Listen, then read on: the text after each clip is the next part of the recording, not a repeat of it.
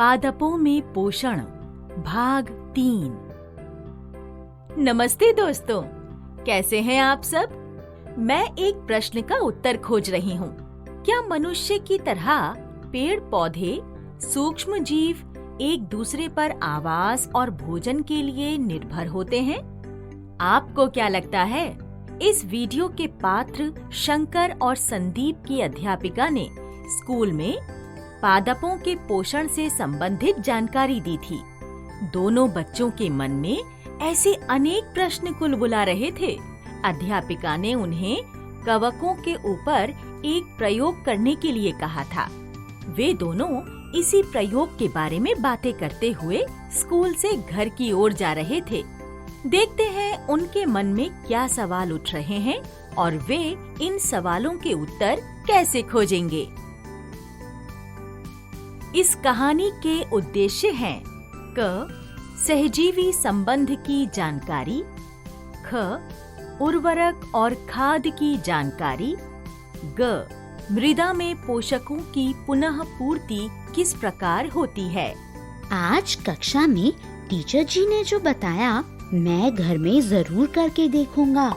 Double रोटी को गीली और गर्म जगह में छोड़ दूंगा। देखे तो सही कि कवक कैसा लगता है। वह देखो, रमेश काका अपने खेत में कुछ बो रहे हैं। चलो कुछ देर उनके पास पीपल की छाया में बैठ लें। नमस्ते रमेश काका। नमस्ते संदीप, कैसा रहा स्कूल का दिन? आज हमारी अध्यापिका ने हमें कवक यानी फंजाई के बारे में जानकारी दी। हमारी अध्यापिका ने बताया कि कवकों का खेती में बहुत बड़ा योगदान होता है। काका, मुझे लगता है कि पेड़ पौधे एक दूसरे की मदद करते हैं और एक दूसरे पर निर्भर भी रहते हैं। क्यों? है ना संदीप? जैसे तुम मेरे बिना न तो कुछ खेलते हो न कहीं घूमने जाते हो। सही कह रहे हो। वैसे पता है, कवक और पेड़ पौधों का रिश्ता भी दोस्तों जैसा है। शंकर, तुम्हें क्या लगता है कि कवक और पादप में भी दोस्ती संभव है? याद है संदीप, हमने पिछले हफ्ते वह मधुमक्खी का छत्ता देखा था। वाह, मधु के बारे में सोचते ही मेरे मुंह में पानी आ गया। तो याद है तुम्हें, हमने देखा था कि कैसे मधुमक्खी अलग अलग फूलों पर बैठकर उनके बीज यहाँ वहाँ फैला रही थी। हाँ शंकर, याद है। अरे हाँ, तो मधुमक्खी और फूल भी अच्छे दोस्त हैं और एक दूसरे की मदद करते हैं। मधुमक्खी अनेक फूलों से रस चूसती है और बदले में उनके बीज यहाँ वहाँ फैलाती है। याद है संदीप, हमने पिछले साल सीखा था कि इसे परागन यानी पॉलिनेशन कहते हैं। वाह शंकर, तुम्हारी याददाश्त तो बड़ी तेज निकली।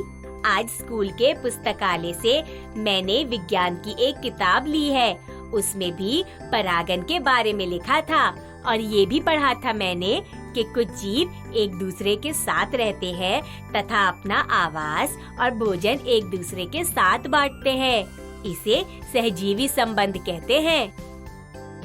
चलो हम उस किताब में ढूंढते हैं कि ऐसे और कौन से जीव होते हैं जो आवास और भोजन एक दूसरे के साथ बांटते हैं।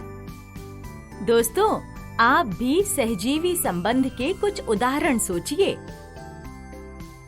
अध्यापिका ने आज कवकों का उदाहरण दिया और बताया था कि कुछ कवक वृक्षों की जड़ों में रहते हैं। क्या वे कवक वृक्षों की मदद करते हैं? सोचते हैं शंकर। देखो, अगर कवक वृक्षों की जड़ों में रहते हैं तो वृक्ष उनको रहने का स्थान देते हैं और जीवित रहने के लिए उनको पोषक तत्व देते हैं। तो फिर कवक बदले में क्या देते हैं? मेरे हिसाब से अगर कवक जड़ों में पाए जाते हैं तो वो जल और पोषक तत्व ग्रहण करने में वृक्षों की मदद करते होंगे। तो ये सहजीवी संबंध का एक और उदाहरण है। यह इन पेड़ों पर क्या है? ऐसा मैंने अपने घर के पास वाले तालाब में देखा है। इसे काई कहते हैं। याद है संदीप, अध्यापिका ने बताया था कि यह लाइकेन होता है। चल किताब में से इसके बारे में पढ़ते हैं। वे दोनों किताब में लाइकेन की तस्वीरें ढूंढने लगते हैं। दोस्तों, क्या आपने कभी किसी पेड़ पर लाइकेन देखा है? ये देखो शंकर, ये रही, मैं पढ़ता हूँ। इन चित्रों से लगता है ये समग्र जीव होता है जो कवक और शैवाल से मिलकर बनता है। क्या इन दोनों का सहजीवी संबंध होता है? कवक शैवाल को रहने का स्थान, पोषक तत्व और जल देता है। और शैवाल वह क्या देता है? शैवाल हरे रंग का है। जैसे हरी पत्तियों में क्लोरोफिल होता है, तो क्या यह भी पादप जैसे प्रकाश संश्लेषण द्वारा खाना बनाता होगा? कैसे पता लगाएं? किताब में देखते हैं। चलो देखते हैं। देखो, ये लिखा है, शैवाल प्रकाश संश्लेषण द्वारा कार्बोहाइड्रेट बनाकर कवक को देता है। तो हुआ ना यह सहजीवी संबंध। संदीप, तुझे याद है, हमने भी अपनी कक्षा में रखे हुए गमलों में खाद डाली थी। हाँ शंकर, याद है मुझे। अध्यापिका ने हमें बताया था कि मिट्टी में पोषक तत्व पादपों के लगातार उपयोग करने के कारण कम होते जाते हैं और खाद डालने से मिट्टी उपजाऊ हो जाती है। गाय का गोबर भी तो एक उर्वरक होता है। पर गाय के गोबर की क्या विशेषता होती है? गाय का गोबर पोषक तत्वों से समृद्ध होता है। संदीप किताब के पन्ने पलटता है और फिर वहाँ से पढ़कर कहता है, देखो, इस किताब में लिखा है कि मिट्टी में मरे हुए जीव और पौधे सड़ते हैं और उन्हें सड़ाते हैं बहुत से सूक्ष्म जीव जो उनको खाते हैं। जैसे जैसे ये सड़ के मिट्टी में मिलते हैं तो मिट्टी और उपजाऊ बन जाती है। अच्छा, बड़ी विचित्र बात है। ये तो एक पूरी श्रृंखला है। पादप और अन्य सभी जीव अपने पोषण के लिए एक दूसरे पर निर्भर हैं।